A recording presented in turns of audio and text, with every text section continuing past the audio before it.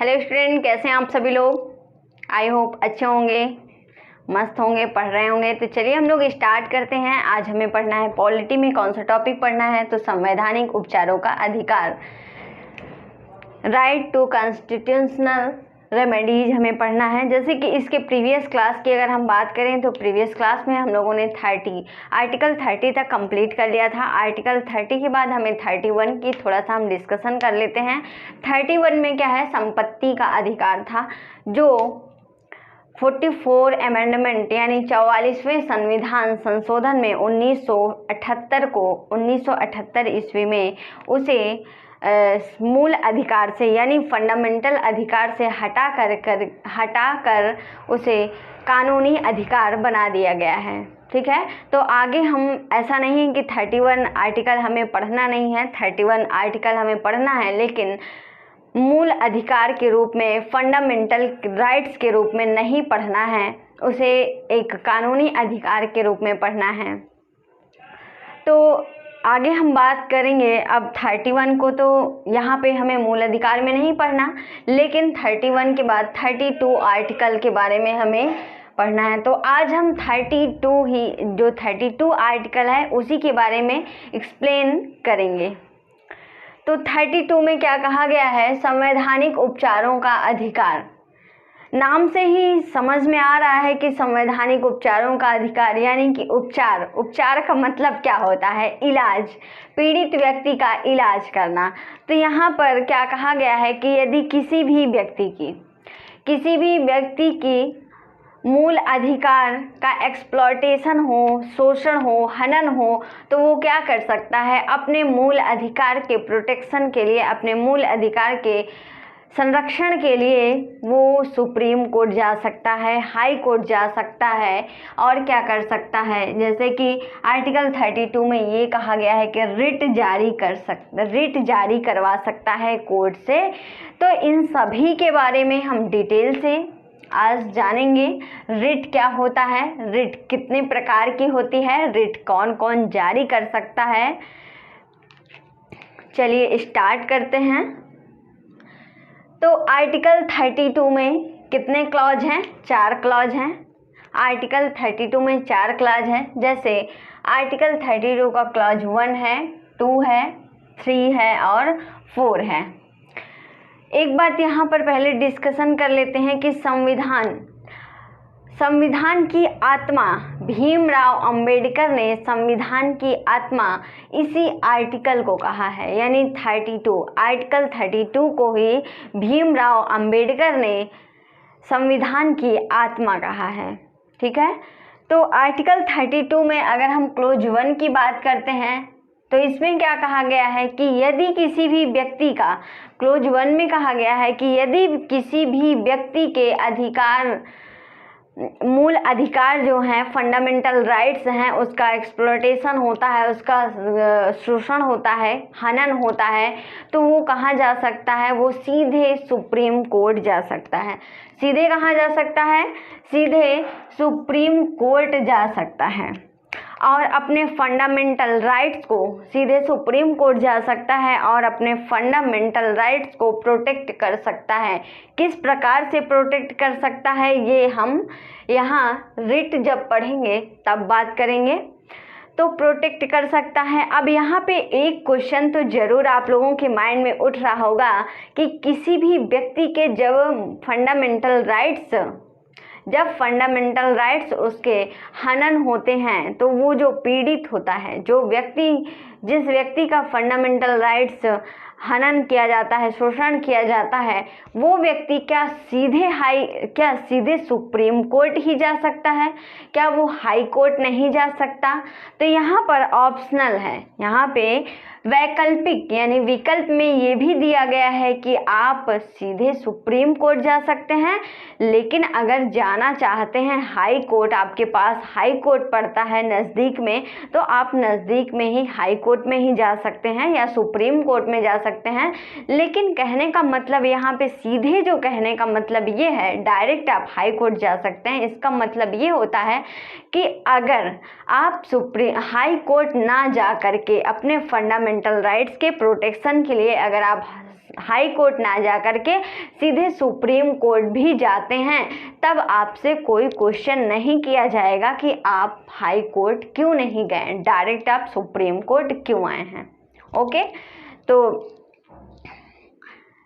अब मान लीजिए एग्जाम्पल के तौर पर हम देखते हैं कि मान लीजिए कि कोई व्यक्ति है दक्षिण भारत का है, उसके दक्षिण भारत का मान लीजिए वो तमिलनाडु का है, उसका फंडामेंटल राइट्स हनन किया गया, लेकिन अब उसके पास अगर वो तमिलनाडु से आएगा, दिल्ली आएगा, दिल्ली में सुप्रीम कोर्ट है, अगर वो दिल्ली आएगा वो व्यक्ति, तो बहुत ज़्यादा टाइम लगेगा उसको।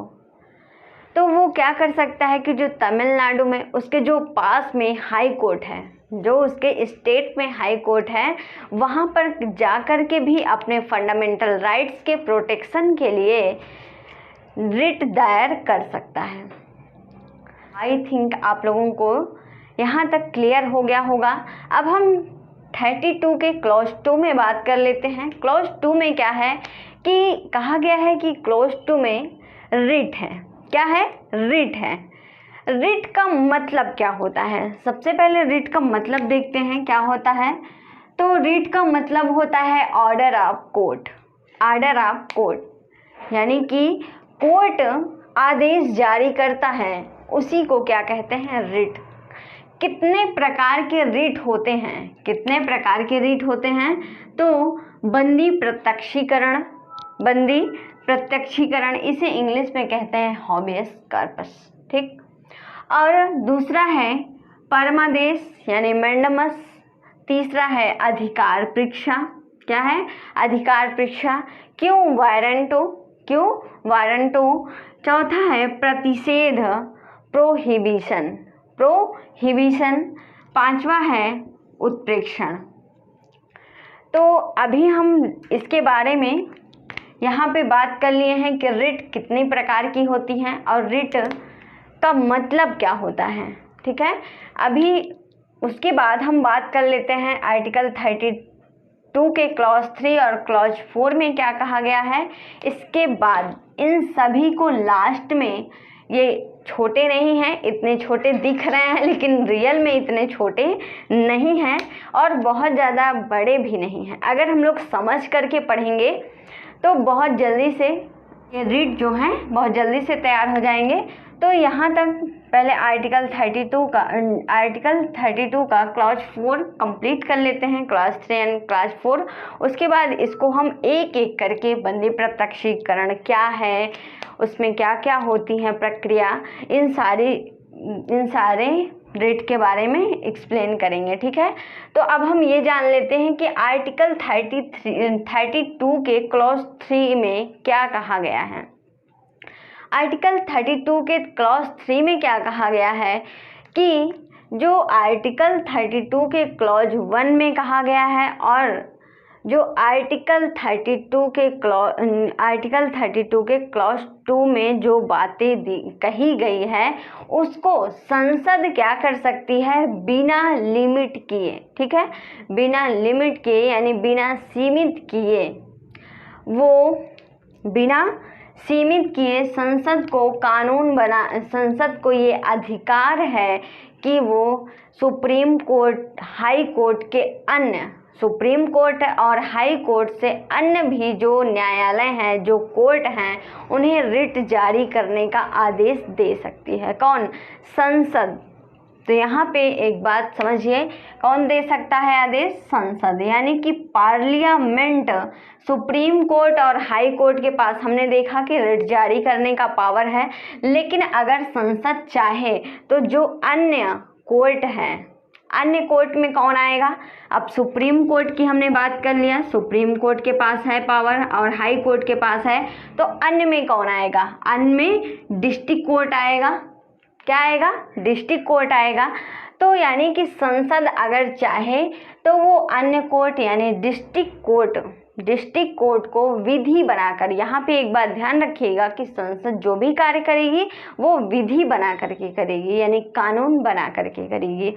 तो विधि बना करके अगर चाहती है कि वो डिस्ट्रिक्ट कोर्ट को भी रिट जारी करने का आदेश दे दे तो वो दे सकती है, संसद के पास ये अधिकार है। लेकिन यहाँ पे एक कंडीशन क्या है कि जो हमारे पास 5 प्रकार की रिट हैं, इसमें किसी भी प्रकार की लिमिटेशन नहीं होगी, इसमें कुछ भी सीमित नहीं किया जाएगा। और साथ ही साथ आर्टिकल 32 के जो क्लॉज में कहा गया था कि आप कहाँ जा सकते हैं, अपने फंडामेंटल राइट्स के प्रोटेक्शन के लिए सीधे सुप्रीम कोर्ट जा सकते हैं या फिर हाई कोर्ट जा सकते हैं, तो इसमें भी कोई भी लिमिटेशन नहीं किया जाएगा, संसद को ये अधिकार है। ठीक है, तो यहाँ पर अदर कोर्ट,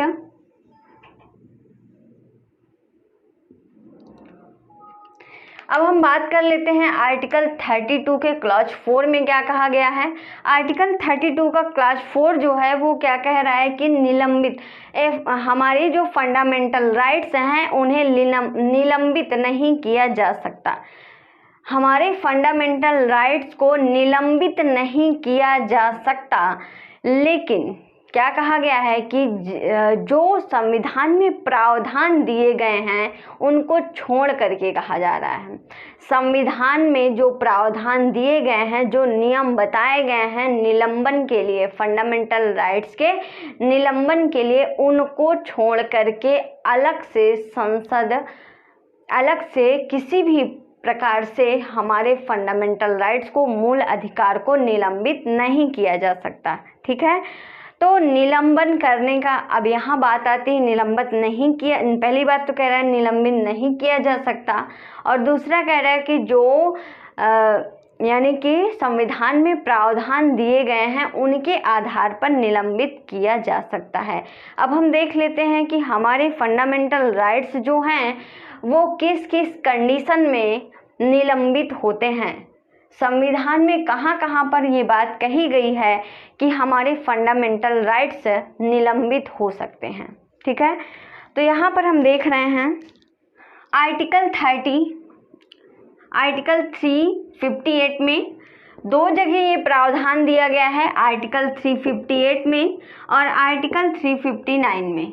ठीक है, आर्टिकल 358 में और आर्टिकल 359 में। आर्टिकल 358 क्या कह रहा है कि जब देश में आर्टिकल 352 लागू होगा, आर्टिकल 358 में ये बात कही जा रही है कि जब देश में 352 लागू होगा, यानी कि जब आपातकालीन स्थिति होगी या नेशनल इमरजेंसी होगी, तब हमारे जो फंडामेंटल राइट्स हैं, उसमें का जो फंडामेंटल राइट्स का जो आर्टिकल 19 में कहा गया है, आर्टिकल 19 में सारे फंडामेंटल राइट्स यहाँ पर निलंबित नहीं होंगे। यहाँ भी ध्यान रखिएगा, सारे फंडामेंटल राइट्स निलंबित नहीं होंगे, बल्कि केवल आर्टिकल 19 का क्लॉज ए, आर्टिकल 19 का क्लॉज 1 केवल स्वतः निलंबित हो जाएगा। ठीक है, स्वतः, यहाँ ध्यान रखिए कि स्वतः निलंबित हो जाएगा।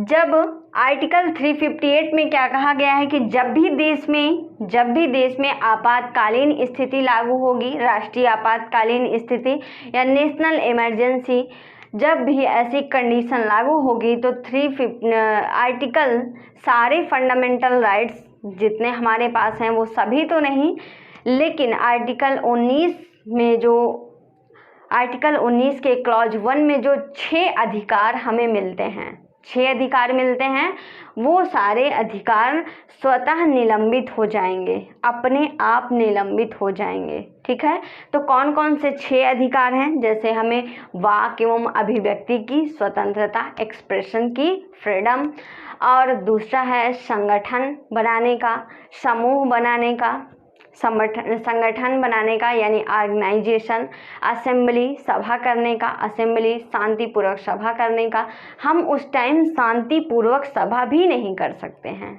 ठीक है। और इस प्रकार से 6 जो अधिकार हैं हमारे पास, पहले ये 7 थे तो अब 6 ही हैं, क्योंकि यहाँ भी आर्टिकल 19 यानी 19 के क्लॉज 1 में भी संपत्ति का अधिकार था, इसे हटा दिया गया तो वर्तमान में 6 अधिकार हैं। वो 6 अधिकार अपने आप निलंबित हो जाएंगे, ठीक है।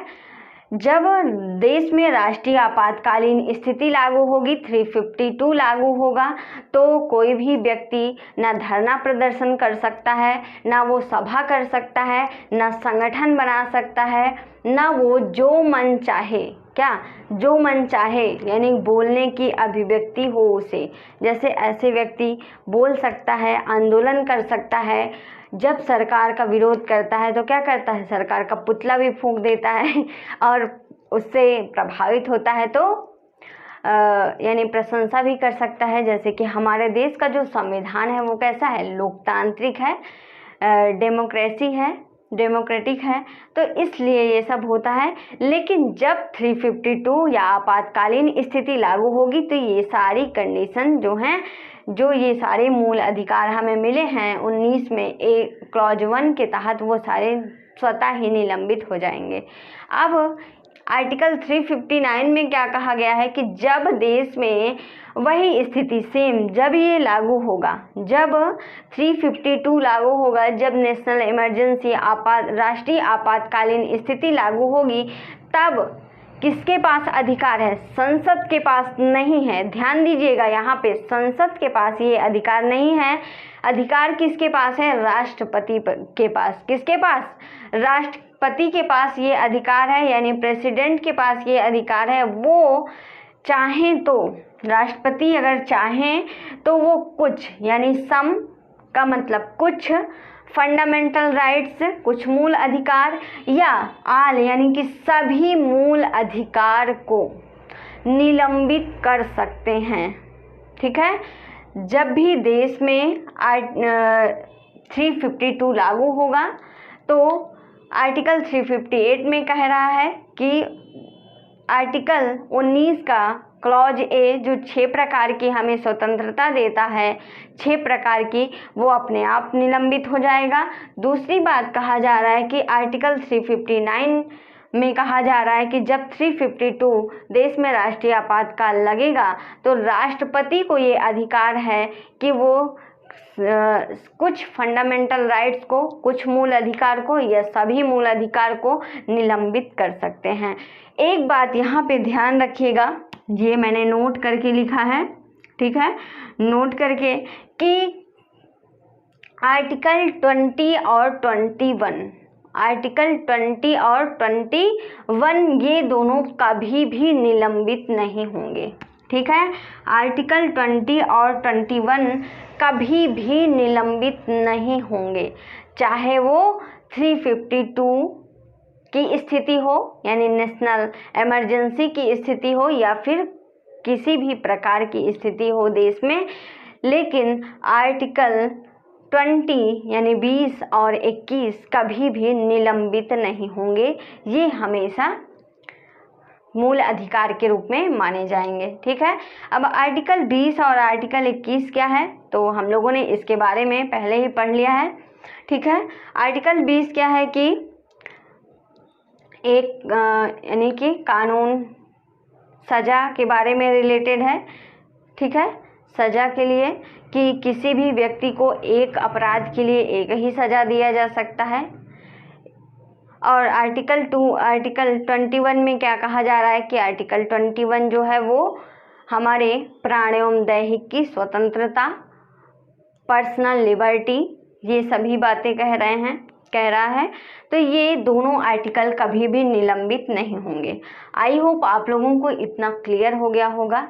अब हम बात करेंगे आर्टिकल 32 में क्लॉज 2 की, जो सबसे ज़्यादा इम्पोर्टेंट है। इसमें 5 प्रकार के रिट हैं और 5 प्रकार के रिटों को हम लोग यानी कि एक एक करके एक्सप्लेन करेंगे। बंदी प्रत्यक्षीकरण, हाबियस कार्पस, इसका मतलब होता है ब्रिंग द बॉडी, शरीर सहित व्यक्ति को प्रस्तुत किया जाए। तो ये बंदी प्रत्यक्षीकरण व्यक्तिगत स्वतंत्रता की बात करता है। और यहाँ पर मान लेते हैं कोई व्यक्ति है, उसे पुलिस आती है, गिरफ्तार करके ले जाती है और उसे 24 घंटे से अधिक अपने कस्टडी में रखती है। तो हमने पढ़ा है कि पुलिस क्या कर सकती है, 24 घंटे से अधिक अपने कस्टडी में किसी भी व्यक्ति को गिरफ्तार करके नहीं रख सकती। अगर वो 24 घंटे से अधिक रखती है तो उस व्यक्ति का कोई रिलेटिव, वो व्यक्ति तो नहीं जा सकता क्योंकि वो बंद है, और उस व्यक्ति का कोई रिलेटिव कोर्ट में जा करके बंदी प्रत्यक्षीकरण रिट दायर करवा सकता है। बंदी प्रत्यक्षीकरण रिट दायर करवा सकता है, जिससे क्या होगा कि आदेश कोर्ट आदेश जारी करेगा। आदेशपाल जो होगा वो फैक्स संबंधित थाना में, जिस थाना में उस व्यक्ति को बंदी बनाया गया है, उस व्यक्ति को रखा गया है, उसी थाने में वो फैक्स जारी करेगा, कोर्ट का आर्डर। और फिर पुलिस को क्या करना होगा कि उस आर्डर को मानना होगा और उस व्यक्ति को कोर्ट में ला करके प्रस्तुत करना होगा। फिर वहाँ पे कोर्ट में डिसाइड होगा वो व्यक्ति दोषी है या निर्दोष है। अगर वो 24 घंटे तब भी अगर पुलिस उसके बावजूद कोर्ट का आर्डर जारी करने यानी जारी होने के बाद या बंदी प्रत्यक्षीकरण रिट जारी होने के बाद भी पुलिस अगर उसको नहीं रिहा करती है या उसको कोर्ट में नहीं लाती, तो तब कोर्ट क्या करेगा कि उस पर कोर्ट क्या करेगा कि थाना को टर्मिनेट कर सकता है। ठीक है, तो यहाँ पर क्या कहा जा रहा है, एक और बात ध्यान रखिएगा कि निवारक निरोध, जब बंदी प्रत्यक्षीकरण की बात आती है तो बंदी प्रत्यक्षीकरण कब नहीं दायर किया जा सकता, ये रिट, तो निवारक निरोध पे दायर नहीं किया जा सकता। निवारक निरोध क्या है, हमने आर्टिकल 22 में पढ़ा था कि जब किसी व्यक्ति को संदेह के यानी संशय की दृष्टि से उसे गिरफ्तार कर लिया जाता है और 3 महीने तक के, इसमें क्या होता है प्रिवेंटिव डिटेंशन में, निवारक निरोध में किसी भी व्यक्ति को बिना दलील, बिना वकील, बिना अपील के 3 महीने तक उसे पुलिस अपने कस्टडी में रखती है। ज़रूरत पड़ने पर ज़्यादा भी रख सकती है, लेकिन उसके लिए अलग से रूल होते हैं, वो हम लोगों ने 22 में चर्चा कर लिया है। तो जब किसी व्यक्ति को प्रिवेंटिव डिटेंशन के आधार पर पुलिस गिरफ्तार करती है तो वहाँ पे बंदी प्रत्यक्षीकरण रिट दायर नहीं हो सकता, यानी जारी नहीं हो सकता है। तो अब हम बात करेंगे परमादेश यानी मैंडमस, नाम से ही लग रहा है कि परमादेश यानी बहुत बड़ा आदेश, परमादेश।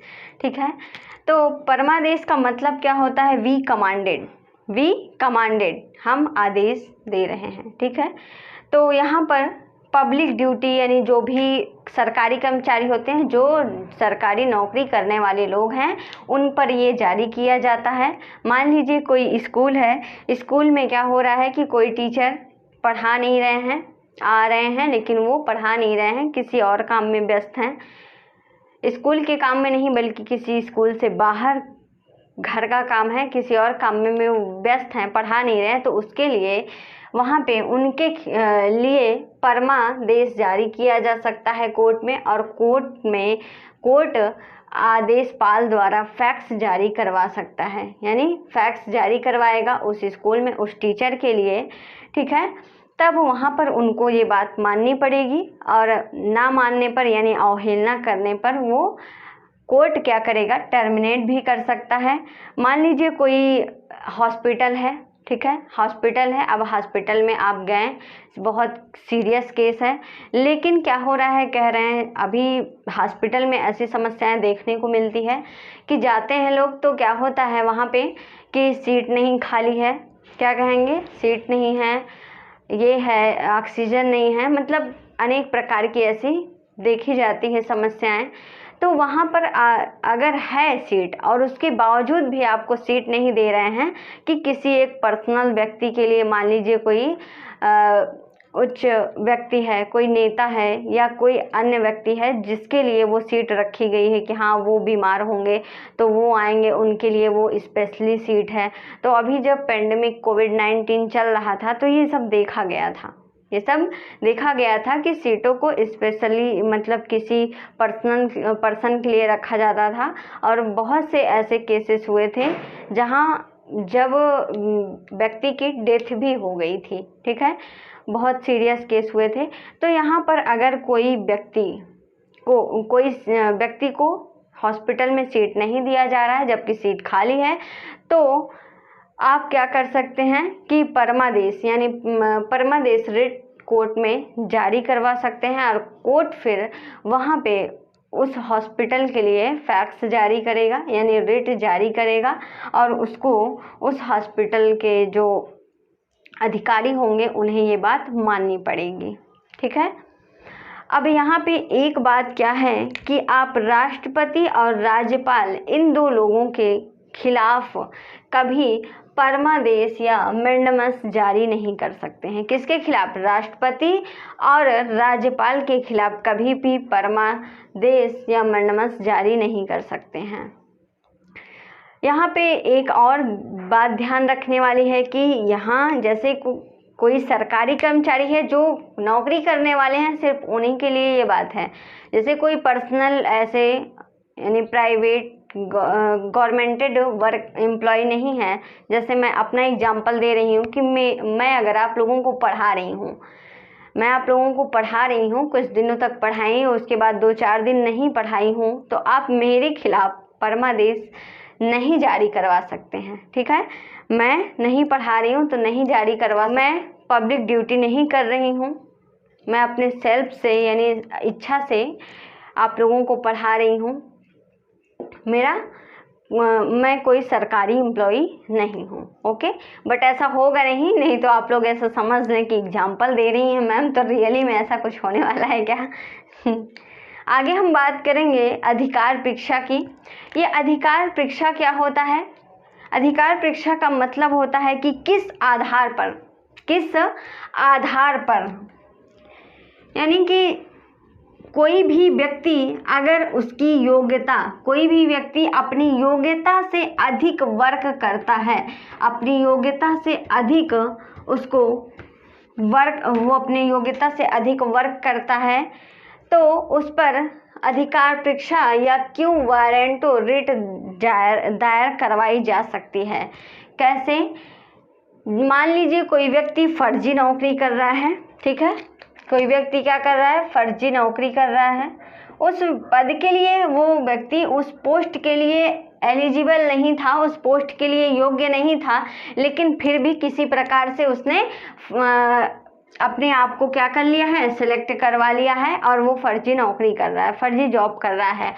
तो अगर कोई बगल वाला कोई व्यक्ति, उसका मतलब अगल बगल के लोग होते हैं ना कि दूसरों के बारे में, अरे वो कैसे आया है, हाँ ये क्या कर रहा है, ये क्या कर रहा है, तो ये सब खोजबीन में लगे रहते हैं।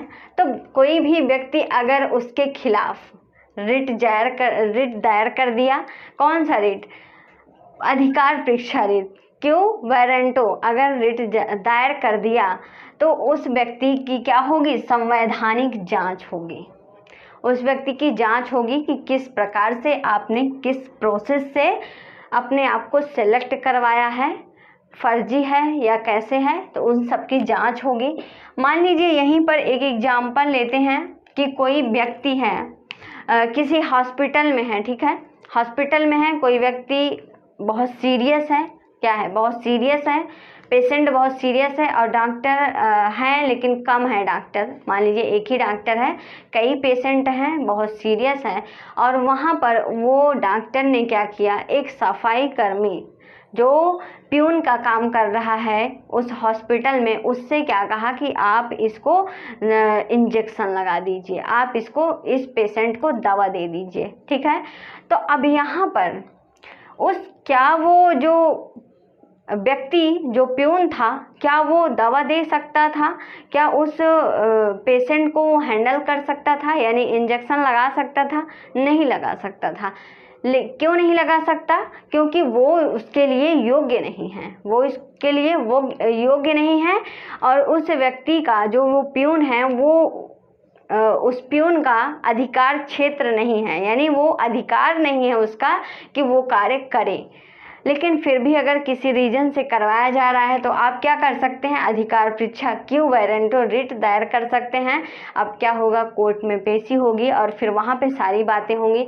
अब वहाँ डॉक्टर कह सकते हैं कि हाँ, यहाँ अगर हमने उस व्यक्ति को उस प्यून से इंजेक्शन ना लगवाया होता, दवा ना दिया होता, तो हो सकता है ये व्यक्ति क्या हो जाता और सीरियस हो जाता या डेथ हो जाती। तो इसलिए हमने प्राण एवं दैहिक की स्वतंत्रता के आर्टिकल के तहत हमने इस व्यक्ति को इस प्यून से इंजेक्शन लगवा दिया या दवा दिला दी तो ठीक हो गया।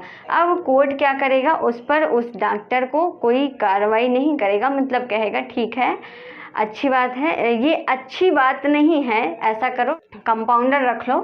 अधिकार परीक्षा के अंतर्गत ही, जैसे कांस्टेबल है चालान नहीं काट सकता है, और चपरासी है यानी प्यून है वो आपको क्या पढ़ा नहीं सकते हैं। सफाई कर्मचारी, जैसे कि इसके पहले हम एग्जाम्पल दे चुके हैं, सफाई कर्मचारी जो है आपको दवा नहीं दे सकते यानी इंजेक्शन नहीं लगा सकते हैं, आपका ट्रीटमेंट नहीं कर सकते हैं। तो आगे हम देखेंगे कि प्रतिषेध क्या होता है। प्रतिषेध यानी कि टू स्टे, प्रतिषेध का मतलब है टू स्टे। स्टे कहने का यहीं से समझ में आ गया, क्या रोकना है, किसी कार्य को रोकना, टू स्टे लगाना। बहुत बार आप लोग सुने होंगे कि इसका ये कार्य चल रहा था, इस पे क्या करनी, हाई कोर्ट ने, सुप्रीम कोर्ट ने स्टे लगा दिया, रोक दिया। तो प्रतिषेध के अंतर्गत यानी प्रोहिबिशन के अंतर्गत क्या होता है, स्टे लगा दिया जाता है, रोक लगा दिया जाता है। ये रोक लगाया क्यों जाता है, जैसे मान लीजिए कोई ऊंची अदालत यानी हाई कोर्ट लोअर कोर्ट को क्या कर सकती है, रोक लगा सकती है। कैसे, जब कोई लोअर कोर्ट का मतलब यहाँ निचली कोर्ट है, जैसे यहाँ पे सबसे ऊपर क्या होती है, सुप्रीम कोर्ट होती है, उसके बाद हाई कोर्ट होती है, फिर डिस्ट्रिक्ट कोर्ट होती है।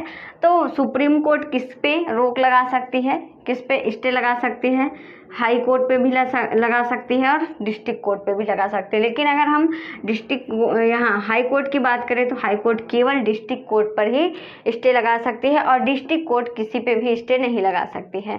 तो मान लीजिए कोई हाई कोर्ट है, राजस्थान का हाई कोर्ट है, वो मान लीजिए अपने लिमिट से क्या कह रहा है कि अपने लिमिट से बाहर कार्य करे।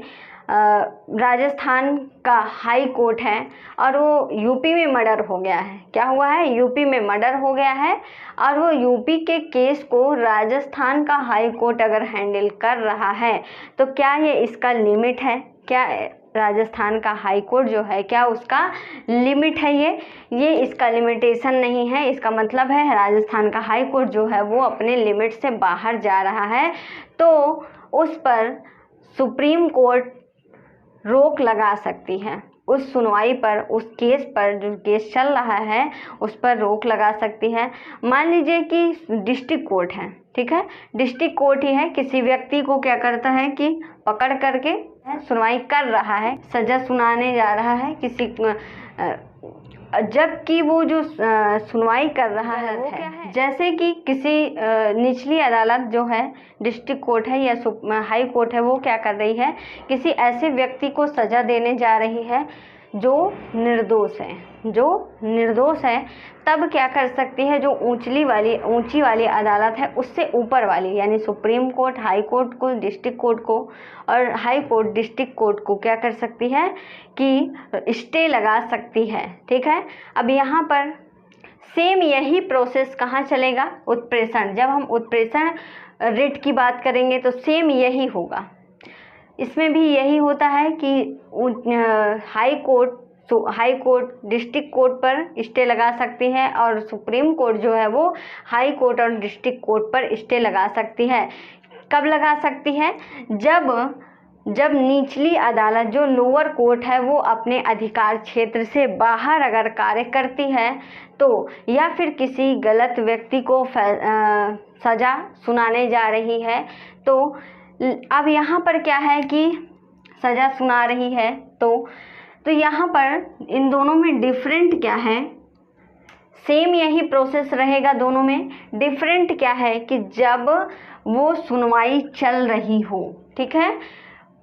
प्रतिषेध कब लगाया जाता है, प्रतिषेध रिट जो है वो कब जारी किया जाता है, जब वो सुनवाई, वो कार्य जो है वो कंटिन्यू हो, कार्य क्या हो, जारी हो। ठीक है, कार्य क्या हो, कंटिन्यू हो, यानी कि कार्य चल रहा है, कार्य जारी है, कार्य चल रहा है, कंटिन्यू है।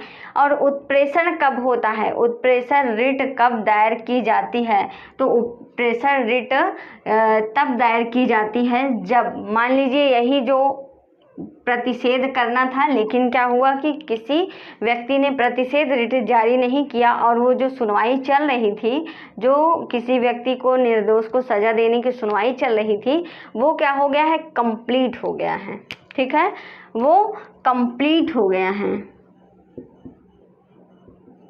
जब वो कंप्लीट हो गया है तब अब प्रतिषेध रिट नहीं जारी होगी बल्कि उत्प्रेषण रिट जारी होगी। तो यहाँ पर सिर्फ एक ही डिफरेंट है, प्रतिषेध रिट कब जारी होता है, जब वो कार्य चल रहा हो, और उत्प्रेषण रिट कब जारी होता है, जब वो कार्य कंप्लीट हो गया हो। तो हाई कोर्ट लोअर कोर्ट को स्टे करती है, रोकती है। आई होप आप लोगों को ये समझ में आ गया होगा। अब हम इसके बाद बात कर लेते हैं कि हाई कोर्ट और सुप्रीम कोर्ट जो है रिट दायर करती है, उन दोनों का रिट दायर करने का जो एरिया है वो क्या है। ठीक है,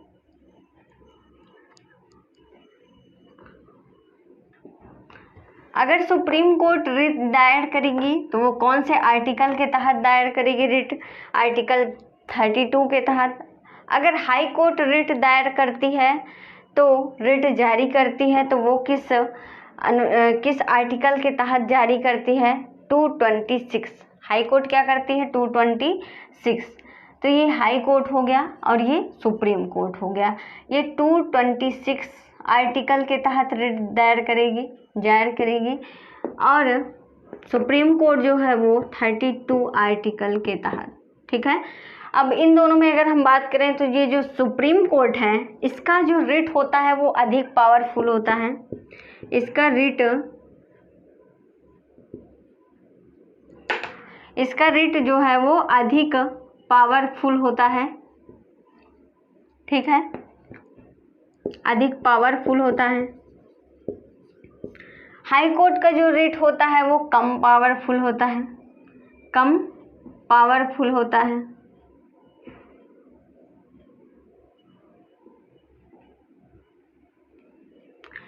सुप्रीम कोर्ट का जो रिट होता है वो पूरे देश में, यानी कि सुप्रीम कोर्ट का जो रिट होता है वो पूरे देश में, यानी कि एक कंट्री में लागू होता है, पूरे देश में लागू होता है, कंट्री में लागू होता है। और जो हाई कोर्ट का रिट होता है वो एक स्टेट में ही, स्टेट का मतलब यहाँ स्टेट नहीं राज्य लिखती हूँ, क्योंकि स्टेट का मतलब संविधान में केंद्र से भी लिया गया है, तो राज्य।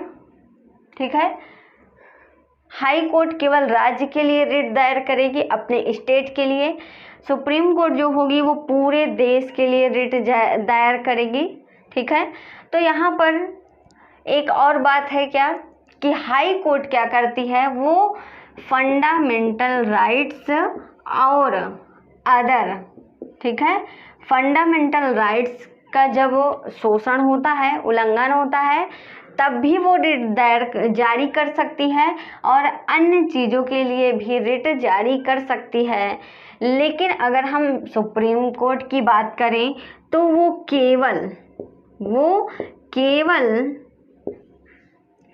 फंडामेंटल राइट्स के लिए वो रिट दायर करती है। तो यहाँ पर एक समझने वाली बात क्या है कि इसका जो रिट होता है सुप्रीम हाई कोर्ट का वो कम पावरफुल होता है, ये अधिक पावरफुल होता है। ये तो समझ में आ गया, कॉमन सी बात है।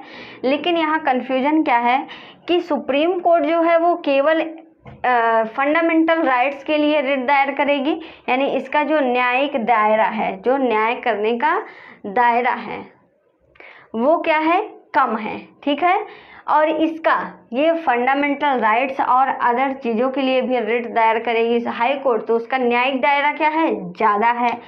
अब यहाँ पर एक बात और है कि ये राज्य के लिए जारी करेगी हाई कोर्ट, और सुप्रीम कोर्ट पूरे देश के लिए जारी करेगा। तो अगर क्षेत्रफल की दृष्टि से देखें तो सुप्रीम कोर्ट का एरिया ज़्यादा है और हाई कोर्ट का क्या है, एरिया कम है। तो आई होप आप लोगों को समझ में आ गया होगा आर्टिकल 32 संवैधानिक उपचारों का अधिकार। अगर कहीं पे कोई डाउट है तो आप लोग कमेंट करके पूछ सकते हैं। अब हम लोग मिलेंगे नेक्स्ट क्लास में। नेक्स्ट क्लास में क्या बात करेंगे, 33, 34, 35 आर्टिकल क्या कहते हैं, इन सभी के बारे में बात करेंगे। तो अब हम लोग मिलेंगे अगली क्लास में, तब तक के लिए सभी लोगों को जय हिंद।